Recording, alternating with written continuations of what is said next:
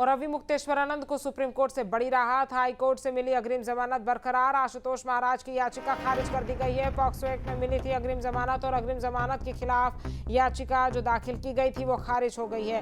बड़ी खबर आपको बता रहे हैं, अविमुक्तेश्वरानंद को सुप्रीम कोर्ट से बड़ी राहत मिल गई है। हाई कोर्ट से अग्रिम जमानत बरकरार है और आशुतोष महाराज की याचिका खारिज हो गई है। पॉक्सो एक्ट में अग्रिम जमानत मिली थी और अग्रिम जमानत के खिलाफ उन्होंने याचिका सुप्रीम कोर्ट में दायर की थी और अब सुप्रीम कोर्ट ने याचिका खारिज कर दी है।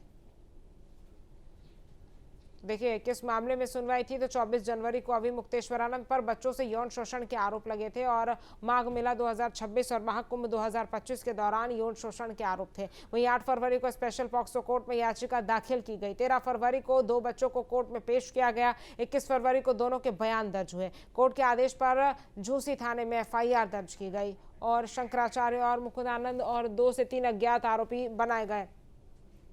सैयद ओवैस हमारे संवाददाता ज्यादा जानकारी के साथ जुड़ गए हैं। सैयद, यहाँ पर बड़ी राहत अविमुक्तेश्वरानंद को सुप्रीम कोर्ट से मिली है। बिल्कुल, देखिए बड़ी राहत की खबर है क्योंकि सबसे बड़ी बात यह है जब 2025 के अंदर पूरा मामला होना शुरू हुआ था तब इसके बाद तमाम जो संकेत थे, आरोप का दौर था, वो लगातार लगता हुआ नजर आ रहा था। लेकिन अगर फिलहाल की बात की जाती है, जैसे सुप्रीम कोर्ट ने बड़ी राहत दी है क्योंकि जब पॉस्को केस से जुड़ा पूरा मामला था, पॉस्को अदालत ने जब युवकों के बयान दर्ज कराए थे, आशुतोष महाराज की जो प्रार्थना पत्र थी, जो उनकी याचिका थी, उसके ऊपर बयान दर्ज होने शुरू हुए थे और साफ तौर पे ये भी उन बयानों के अंदर में दर्ज किया गया था कि तमाम तरह के जो आरोप हैं, जो तथ्य हैं, वो साक्ष्यों के साथ अदालत के अंदर उपस्थित किए जाएं।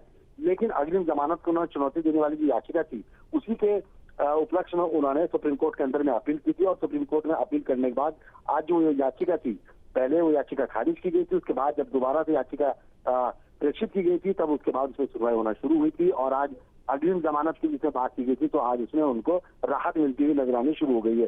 पूरा मामला पॉस्को केस से जुड़ा हुआ है, जिसमें शिकायतकर्ता ने आरोप लगाया था कि 2 नाबालिगों के साथ यौन शोषण हुआ है। वहीं हाईकोर्ट ने अग्रिम जमानत देते हुए आरोपी को गंभीरता और पर्याप्त महत्व नहीं दिया था। ऐसे में तमाम जो मामले थे उनकी भी सुनवाई होती हुई नजर आ रही थी। लेकिन सुप्रीम कोर्ट की बेंच ने शिकायतकर्ता से FIR दर्ज कराने में देरी और शुरुआती निष्पक्षता को लेकर के सवाल उठाए थे। अदालत ने साफ तौर पर पूछा था कि यदि शिकायतकर्ता की घटना की जानकारी पहले से थी तो समय रहते पुलिस को सूचना क्यों नहीं दी गई थी।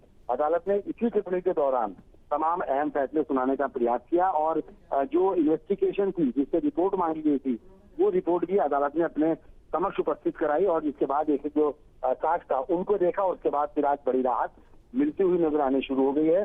जानकारी के मुताबिक बता दें कि प्रयागराज के झुंझी थाना जो क्षेत्र है, वहां पर पॉस्को अदालत के आदेश के बाद बयान दर्ज हुए। बयान दर्ज के बाद FIR दर्ज हुई और FIR दर्ज होने के बाद तमाम जो कथित यौन संबंधित मामले थे वो सभी अवधेश्वर मंच के ऊपर लगते हुए नजर आने शुरू हुए। सुप्रीम कोर्ट ने ताजा फैसले के बाद स्वामी अवधेश्वर सरस्वती की अग्रिम जमानत जो बरकरार रखी है, उस मामले में आगे जो कानूनी प्रक्रिया है वो आगे बढ़ती हुई नजर आएगी। लेकिन इस प्रक्रिया के साथ साथ जो तमाम सवाल हैं, खासतौर से उन संत के, उन महात्मा के और उन उपलक्षता के जो लगातार उनके ऊपर खड़े हो रहे हैं, वो अपना अपने कई बड़े संकेत दे रहे हैं। लेकिन अग्रिम जमानत पे जिस तरह से सुनवाई हुई थी, हाईकोर्ट ने भी उस जमानत को बरकरार रखा था। सुप्रीम कोर्ट के अंदर याचिका की चुनौती दी गई थी, जो अपने आप में कई बड़े संदेश दे रही थी, जिसका आज खासा असर भी सुप्रीम कोर्ट की जो राहत है। तमाम जानकारी हम तक पहुंचाने के लिए वैसे आपका बहुत बहुत धन्यवाद। आपके मोबाइल पर तुरंत आएगी ब्रेकिंग न्यूज, स्क्रीन पर सबसे पहले दिखेगी बड़ी खबर, देश दुनिया की हर खबर एक जगह। अब आपके मोबाइल पर तुरंत फटाफट इंस्टॉल कीजिए न्यूज़ नेशन ऐप और रखिए खुद को अपडेट।